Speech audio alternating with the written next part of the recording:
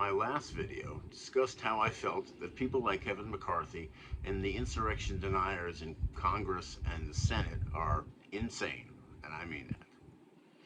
I asked the viewers what they would do if someone tried to kill them. Would they try to brush it under the rug just so they could become Speaker of the House when they and their families could lose them? Or their families might be threatened, as has happened to Mike Pence. There was a time not long ago when no one would have thought about anything but taking down the people who tried to kill them. That's sanity.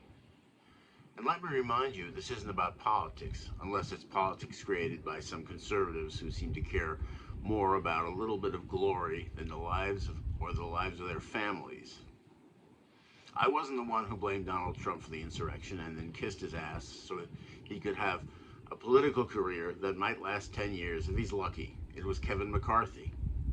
And it wasn't me who blamed Trump for the insurrection and then talked the entire Republican conference into voting against the independent investigation into the riot. It was Mitch McConnell.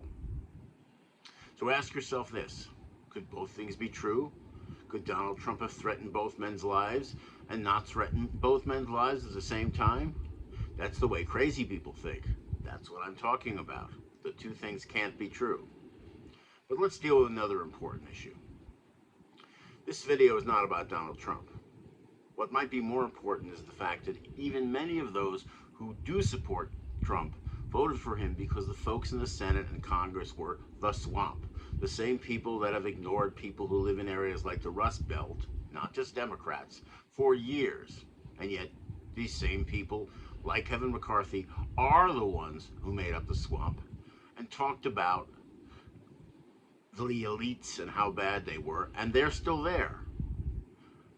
Their money and their privilege makes them just as much elites as city dwellers and Democrats. So why should you trust them?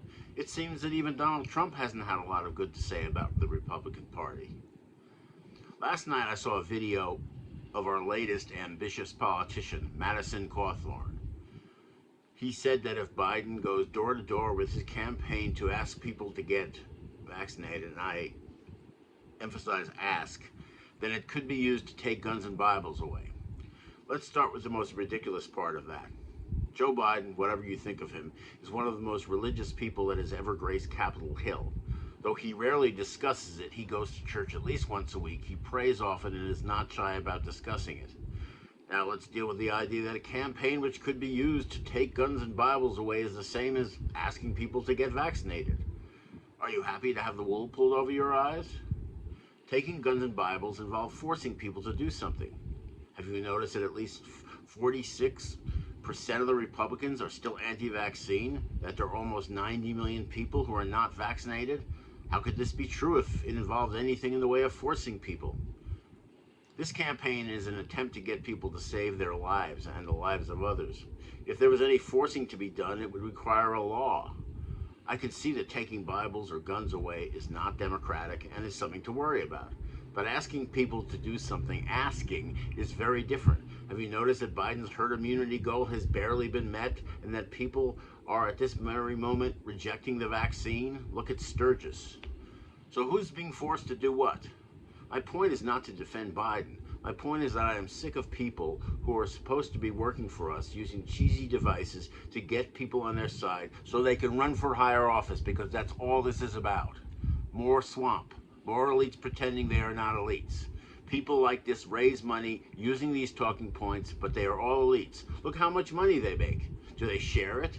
Do they share that money with you? Look at Marjorie Taylor Greene and Matt Gaetz. They just broke up because they weren't making money. Do they help people who need it, especially in the middle of a pandemic? I know that many people think that as long as people seem to be on your side, they are. But the reality is that many of them only want power and money.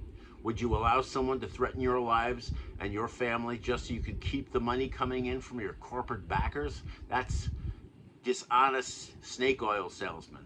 A snake is a snake and a coward is a coward. Kevin McCarthy is just as much of a snake, just as much as part of the swamp as he was before 2016. Don't let them fool you.